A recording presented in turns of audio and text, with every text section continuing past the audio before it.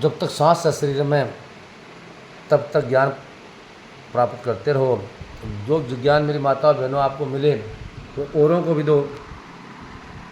ज्ञान देने से घटता नहीं बल्कि बढ़ता है। ज्ञान प्राप्ति के लिए हमेशा अग्रसर रहें, जुनून पैदा करें। इस प्रभु परमेश्वर को हमेशा याद रखते हुए इस प्रभु प्राप्ति के लिए ज्ञान बहुत ज़रूरी है।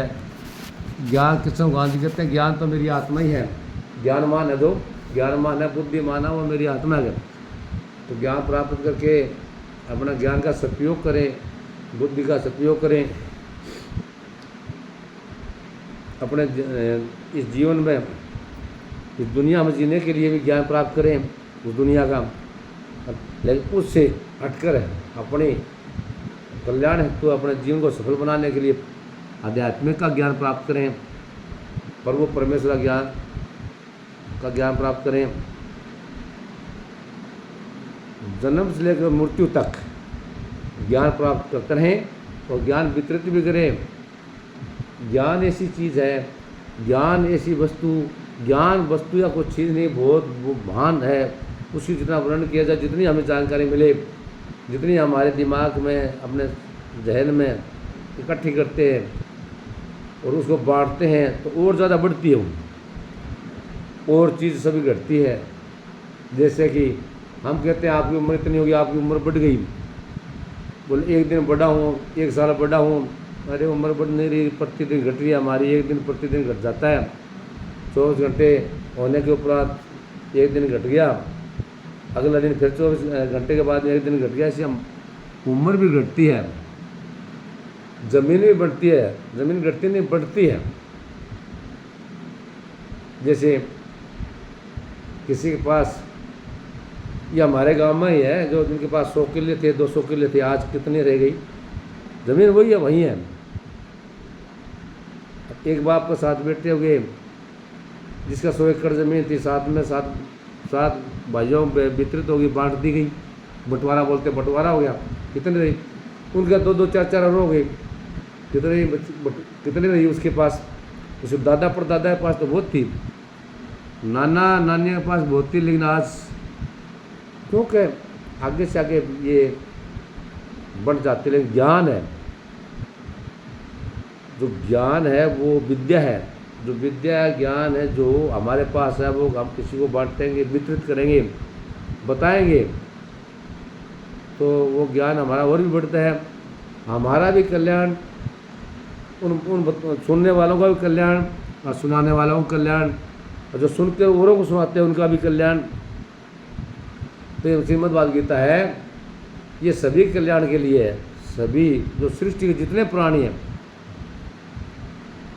श्रीमद् गीता कहते तो जो जीव जंतु पशु पक्षी सुनते हैं और भी कोई योनि में है तो उनका भी कल्याण हो जाता है। श्रीमद् गीता में इसमें भगवान विष्णु जी माता लक्ष्मी जी को बताते हैं, शिव भगवान माता पार्वती जी को बताते हैं।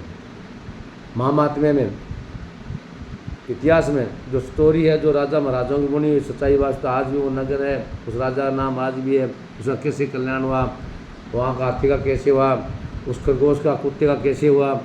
श्रीमद् गीता से जो पेड़ पौधे थे, झाड़ियाँ थी, एक एक अध्याय में अलग अलग 18 अध्याय हैं, 18 अध्याय में अलग अलग महात्म्य है, सच्चाई वास्ते तहत ये है मद्भागवत गीता।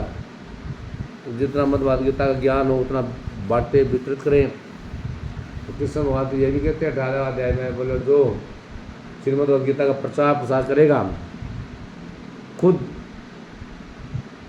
बिना सोच विचारे, जानकर भी अनजान कर भी पड़ेगा तो भी उसका जीवन भी सफल है।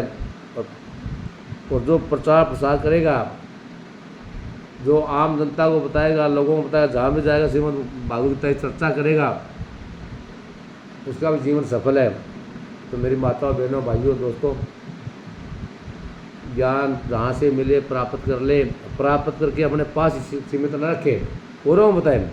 औरों को बताने से आप में और भी ज़्यादा इकट्ठा होगा और उसे सुने भी और सुनाए भी।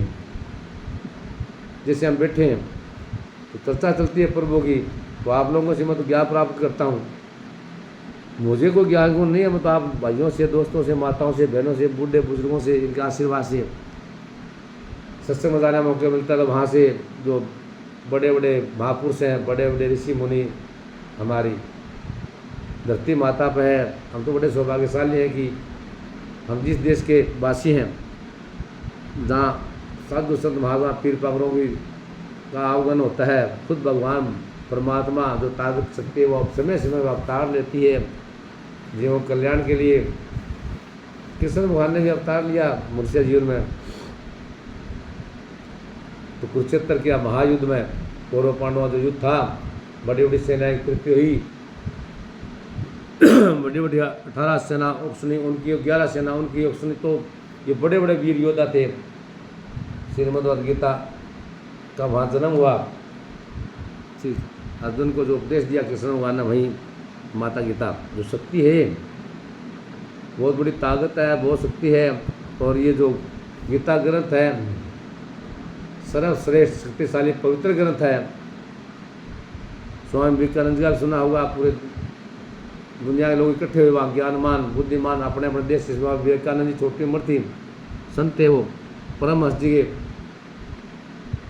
चेले थे, जो आप सब जानते हैं। जो परमहंस जी के बारे में आप सब नहीं जानते तो आपने तोतापुरी जी महाराज समाधि है हमारे गांव में।